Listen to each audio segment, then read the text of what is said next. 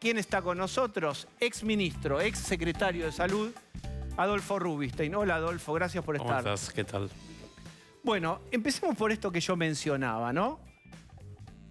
Barrio Villa Azul. Ahora está, marque con una cruz lo que corresponde. ¿Está aislado? ¿Está blindado? ¿Es un cordón sanitario? ¿Es constitucional? El cordón sanitario es la manifestación, yo te diría la expresión más cruda y drástica de lo que es el cierre o el lockdown, digamos. Es lo que se hizo en Wuhan y en varias ciudades de la provincia de Hubei en China, donde el cierre es no se puede entrar, no se puede salir.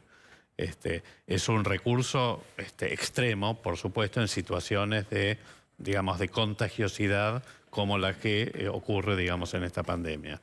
De ahí a que vos me digas si esto es o no constitucional, preferiría que lo conteste un constitucionalista.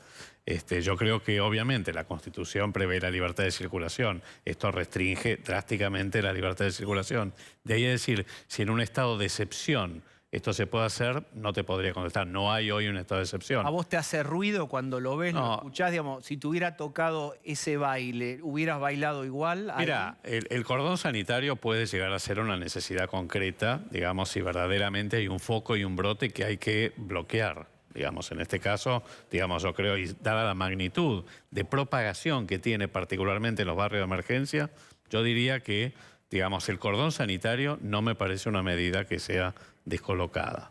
Bien, está clarísima primera definición de Adolfo Rubinstein. La segunda tiene que ver con el virus viene a vos, toca algunos síntomas y entonces ahí, esta es la primera concepción de cómo se usa PCR, los test era Vemos síntomas, bueno, entonces si tiene temperatura, si tiene dolor de garganta, alguna otra cosa más, marche un PCR. Si no, no se gastaba un test ahí o no se usaba.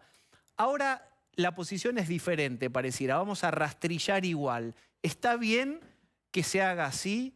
¿Se llegó tarde? También ciudad, lo pregunto, es Ciudad de Buenos Aires. ¿Qué te parece cómo se está rastrillando esto ahora? Mira, la estrategia de testeos, que yo los podría llamar testeos oportunos, de ampliar críticamente la capacidad de testeo, digamos, desde hace rato que se tendría que haber hecho, el tema es que no había test, no había reactivos.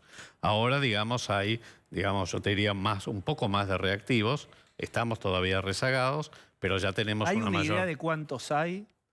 Mira, la verdad que yo no te podría responder. El gobierno dice que compró 500.000 reactivos, no sé cuántos han llegado. Entiendo que ya ahora hay mucha mayor capacidad, más el desarrollo, digamos, del test rápido. No es un test rápido, es una prueba directa, más rápida que la PCR. Los test rápidos en general son los que miden anticuerpos, los que se llaman test rápidos. Pero sí es una prueba directa molecular que semejante a la PCR, donde va a haber, digamos, claramente una posibilidad de que podamos escalar la producción y que eso implique que haya todavía mayor capacidad de testeo. Claramente, digamos, la estrategia para salir ordenadamente de la cuarentena y tratar de reducir al mínimo la velocidad de propagación, más allá de que van a aumentar los casos, van a aumentar las internaciones y lamentablemente van a aumentar los fallecimientos, es con testeos. Y lo que vos decís es muy bueno. No solamente testear, o sea, más allá del caso sospechoso confirmado, lo que hay que hacer es una rápida pesquisa de los contactos. Los contactos de los casos positivos habitualmente son, que después se positivizan, están asintomáticos. En el 80-90% de los casos. Si vos no los agarrás dentro de las primeras 48, 72 horas, digamos, los contactos estrechos del caso positivo en los últimos días desde que está contagiando, y en general esto empieza 48 horas antes de que empiecen los síntomas, no tenés manera de detener y de bloquear la propagación. Y en los barrios de emergencia esto es crítico. Acá sí hay que hacer casi testeo masivo. Así como se está haciendo ahora con equipos de rastreadores, caso por caso, casa por casa. Y lo mismo hay que hacer en los geriátricos y en las cárceles. Pero ahora se conoce Barrio Villa Azul. Hay 1.700, 1.800. Sí, casi 2.000. Hay que ir a los casi 2.000 y hacer testeos masivos en los 2.000. Mira, hay que tener una clara estrategia que se tiene que, digamos, incluir todos los barrios de emergencia. Definitivamente son zonas de, digamos, de alta densidad demográfica, viviendas precarias, hacinamiento, convivencia intergeneracional, falta de servicios. Claramente es el foco más importante que tenemos que evitar, porque obviamente la gente que vive en los barrios de emergencia circula. Bueno, digamos, vos fuiste ministro, vos fuiste secretario, sos una voz, seguramente hay otras voces, vos vas a dar una opinión, otro dirá estoy de acuerdo, no estoy de acuerdo. De lo que se está haciendo ahora, para vos, ¿es correcto y qué faltaría, digamos, en el plan para afrontar la pandemia? Después estará alguno de acuerdo con vos o no, pero para vos, ¿qué está bien y en todo caso, qué falta? Lo que falta claramente es un plan de salida de la cuarentena. Falta, digamos, un claro plan estratégico de cómo vamos a salir y, digamos, cuáles van a ser los indicadores que van a hacer que podamos flexibilizar o en el futuro eventualmente endurecer las medidas. Indicadores objetivos que están en el aire, pero que no están claramente, digamos, definidos. Por ejemplo, ¿cuál es la tasa de ocupación de camas de terapia intensiva que nosotros vamos a utilizar para anticipadamente cerrar, por ejemplo, si flexibilizamos? Hoy tenemos, ayer lo dijo el jefe de gobierno de la ciudad, el sábado, o el presidente, tenemos una bajísima ocupación de camas de terapia intensiva. Entonces, tal vez sea el momento para comenzar a flexibilizar. Por supuesto que, digamos, cuando yo planteo medidas objetivas, es porque si nosotros nos manejamos solo por el aumento de la curva de casos, que obviamente, como vos bien dijiste, está también relacionada con los testeos. Y no nos manejamos con indicadores más duros, por ejemplo, las muertes, Pero el espera, número de porque muertes. llegaste a un punto muy interesante, digamos, ¿qué relojes te van a guiar en el tablero? La botonera. La botonera analógica. Como fallecidos, ocupación de camas, tasa de letalidad, ocupación de camas, respiradores, espera, tasa de duplicación. Sí, pero tenés uno que es velocidad de duplicación Exacto, de tasa de transmisión del duplicación, virus. exacto. Acá lo preguntamos mucho a los ministros. Fallecidos es serruchito, 12, 8, 13, Sí, siempre doloroso, ya lo dijimos. Ocupación de camas, 3, 5%, un poquito más creo que en la Ciudad de Buenos Aires, pero se mantiene estable. Sin embargo, este otro reloj, que es el de la aceleración de la duplicación del tiempo, se creció muchísimo. En el AMBA. Y entonces, ¿no es correcto que se haya puesto más estricta la cuarentena por este reloj que acabamos de mencionar? Este reloj que vos mencionás es uno de los relojes.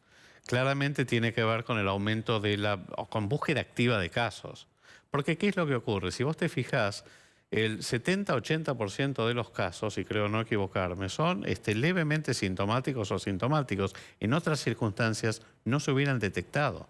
Entonces, el número de casos per se no es un indicador demasiado adecuado para poder ver la trayectoria de la epidemia.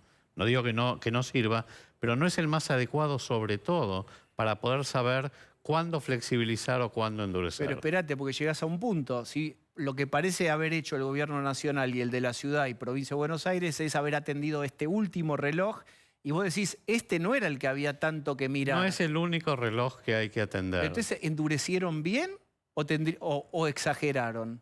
No, yo creo que no es que endurecieron, en realidad no relajaron. O algunas medidas que, digamos, de relajación las volvieron a endurecer, pero en realidad no cambiaron demasiado. Seguimos en la misma fase de antes. ¿Qué hubieras hecho vos con estos 3 relojes? No, son de nuevo, creo que la última vez lo charlamos, son escenarios contrafácticos muy difíciles porque hay que estar ahí donde... O sea, yo entiendo la preocupación del gobierno, de las autoridades sanitarias, obviamente, tenés una responsabilidad enorme, enorme. También entiendo, digamos, que uno no puede seguir soslayando lo que vos recién mencionaste. Digamos, la angustia de la gente que no puede salir a trabajar o que está con un fuerte, digamos, enfrentando un serio problema de su economía personal, más allá de lo que genera los problemas de salud mental vinculados al encierro o al confinamiento prolongado. Esto está generando impaciencia, como dijiste vos, y probablemente esto haga que, lo que creo que charlamos la vez pasada, deshilachando la cuarentena de a poquito. Y después yo creo que el mayor problema es que cuando querramos volver, porque la curva de casos va a aumentar, la curva de casos va a aumentar y el número de muertes también va a aumentar. El tema es que aumenten a un ritmo que permita que el sistema de salud pueda responder adecuadamente, porque la propagación del virus, como no hay vacuna, como no hay tratamiento específico, no la vamos a detener más que con estas medidas de distanciamiento físico, uso de barbijo, atención a las poblaciones vulnerables o especiales. Pero es correcto que cuando el gobierno dice, están bajo la ocupación de camas y los fallecidos no aumenta, pero puede explotar. ¿Es correcto? Yo creo que vos tenés 2 a 3 semanas entre que tomás la medida y se produce el efecto para poder monitorear el trayecto. Entonces, si hoy estamos con una bajísima ocupación de camas de terapia intensiva y estamos con los otros relojes analógicos, como vos decís, más o menos adecuados, podemos comenzar a ensayar. Podemos comenzar a ensayar, por supuesto, atendiendo el número de casos y sabiendo que en cualquier momento tenemos que retroceder. Ahora, el punto es que la gente tiene que saber lo que va a pasar. Y yo creo que un problema que estoy viendo, y yo lo mencioné en un cierto sesgo paternalista, digamos, que tuvo digamos, parte de la presentación del presidente, es, bueno, miren, tiene que durar lo que va a durar. Hablemos de esa frase, la cuarentena durará lo que tenga que durar. Bueno, a mí me parece que la cuarentena, uno tiene que la obligación de explicar, digamos, qué es lo que va a pasar.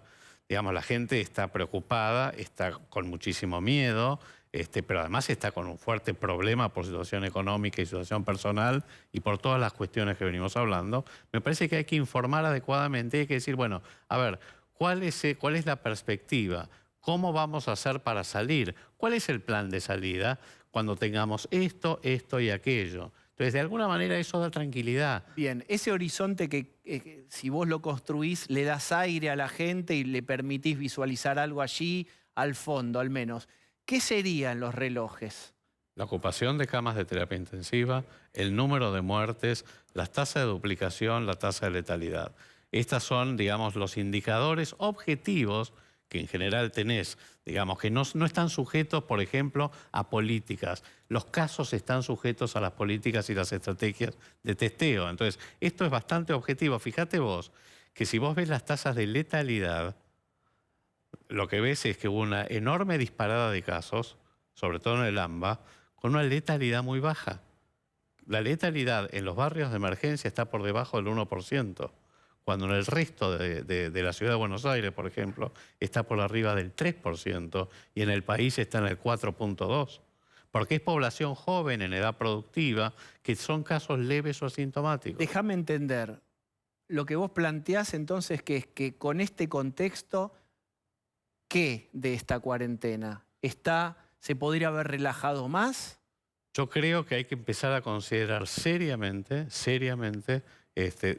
digamos, este tablero de control que permita monitorear la trayectoria de la epidemia, digamos, con evidencia de que estos son los indicadores más duros y más robustos para monitorear esto, y ver lo que va pasando, considerando que, digamos, más allá de, digamos, que lo más crítico es que podamos responder con el sistema de salud adecuadamente, porque no vamos a poder detener la propagación hasta que no venga la vacuna o hasta que se contagie el 70% de la población, que van a pasar años. Entonces, hasta entonces, como no podemos estar confinados hasta ese momento, lo que tenemos que apelar es a indicadores objetivos que nos permitan ir abriendo y cerrando esa válvula que hablamos tantas veces con la debida anticipación y que la gente, por supuesto, cumpla, que digamos, la gente tiene un fuerte compromiso social y solidario. Pero, digamos, tenemos que explicarle y tenemos que tener un plan claro de cómo salir de esto. Pablo de León. Bueno, vuelvo al ejercicio que antes le planteaba Diego, que tenía que ver con, fue ministro y fue secretario de Salud. Tiene una Villa 31 porteña, el barrio vulnerable con más casos, abierta. Y tiene la villa más grande de la provincia de Buenos Aires, Barrio Azul, cerrada completamente. Usted, ministro, secretario de Salud, ¿qué sugiere? ¿Por cuál plan conviene o se puede vivir con este sistema mixto de un lugar así y de otro lugar de otra manera? No, yo creo que debería haber una política, digamos, sobre todo porque existe un continuo demográfico y geográfico entre la ciudad de Buenos Aires y el conurbano, digamos. No tiene mucho sentido políticas diferentes. Sí me parece que hay que, por supuesto, el cordón sanitario también implica que toda persona que entra o que sale tiene que ser chequeada, revisada, evaluada, con, por ejemplo, síntomas, temperatura, olfato, y en los casos sospechosos, testeada y pesquisa de contactos. Me parece que esta es la política que habría que tomar en la Villa Azul, en la Villa 31 o en otros barrios de emergencia del conurbano o de la Ciudad de Buenos Aires. Bien, está Liliana. ¿Qué tal? Buenas noches. Hola. Usted explicaba que ya llevamos bastante tiempo, llevamos más de 60 días de cuarentena y que muchos médicos, el propio gobierno dijo que incluso el pico está por llegar. En este sentido, ¿a usted le parece que se comenzó demasiado temprano esta cuarentena tan cerrada y que por lo tanto a medida que pasa el tiempo es más difícil lograr que la gente se quede en sus casas y sea tan obediente a esta norma como lo fue al principio? ¿O realmente usted cree que va a ser posible que la gente vuelva a las casas? Porque lo que está pasando es una especie de resistencia, ¿no? Los comerciantes que reclaman vender. O sea, ¿cómo va a ser el gobierno si viene un pico para decirle volvamos todo para atrás? Bueno, ese es el mayor riesgo. Desde el punto de vista sanitario, la medida fue correcta.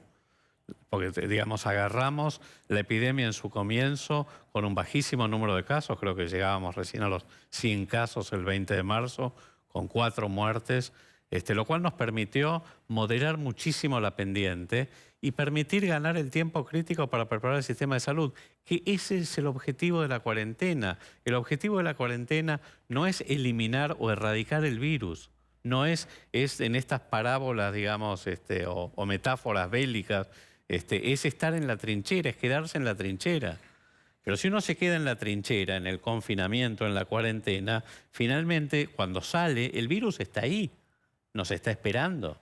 Entonces, lo que tenemos que hacer es, por supuesto, salir pertrechados. ¿Esto qué quiere decir? Salir con, seguir con el distanciamiento físico, el uso del tapabocas, todas las medidas de evitación de aglomeraciones y el resto de las medidas que se están tomando. Testeo, digamos, realmente mucho más amplio y cuidados especiales con la población vulnerable y las poblaciones especiales. Por ejemplo, los barrios de emergencia. En este sentido, la medida fue acertada. El tema es que es como estamos todos entrampados en esto. Porque obviamente es cierto también que como se tomó muy temprano, la gente ya empieza a impacientarse y bueno, muchos ya no dan más, aparte por su situación personal. Pero déjame, Adolfo, yo, ¿sabes? Tengo esta sensación, que llegamos al área y nos falta patear. En este sentido, yo creo empezar a entender tu posición.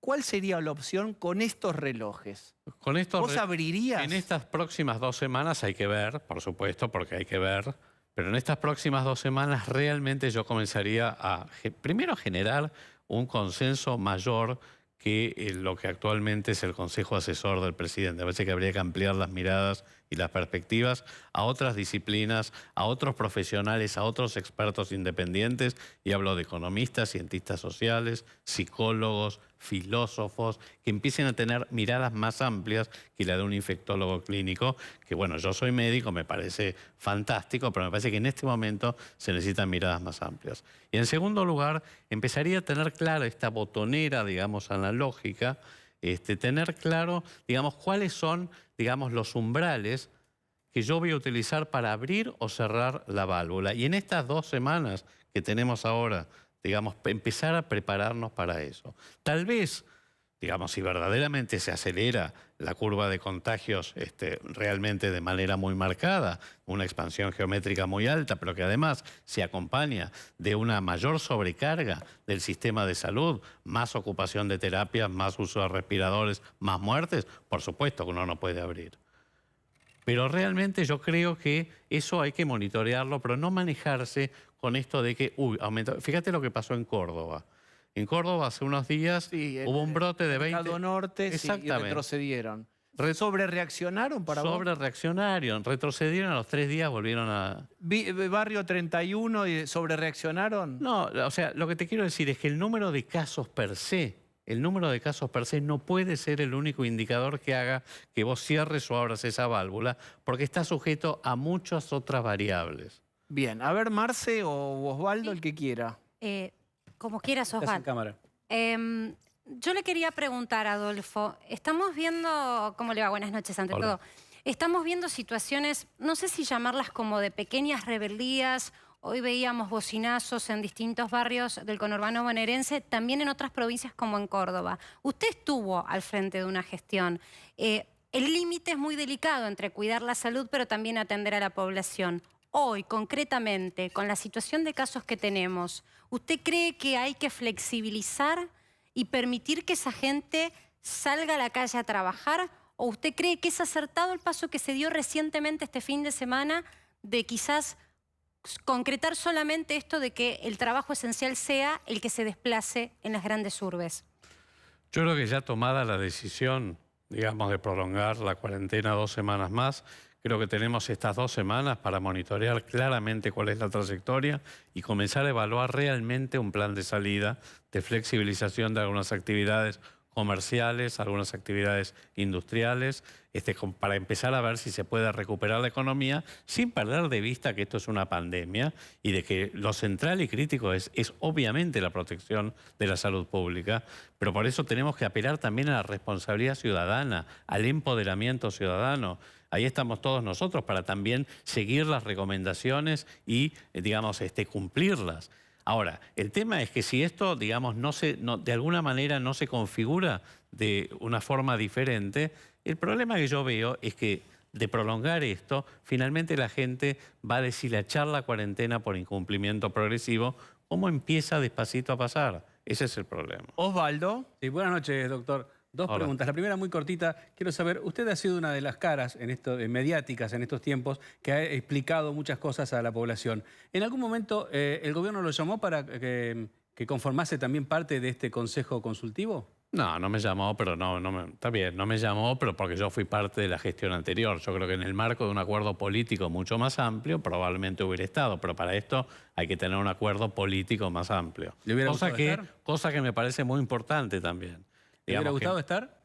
Por supuesto que hubiera estado, desde ya que si me llaman estoy, por supuesto. Bien, y la otra pregunta es que no me queda claro con respecto al barrio azul que se cierra, nadie puede entrar, nadie puede salir. ¿Cómo es el estado de aquellas personas que están en el barrio que están sanas? ¿No corren riesgo de enfermarse? ¿No corren riesgo de contagiarse? Bueno, imagino yo que hay, digamos, políticas de aislamiento interno también. No conozco cómo es el caso, entiendo que esto fue una decisión que se tomó en las últimas horas y no estoy tan al tanto de cómo está operacionalizándose.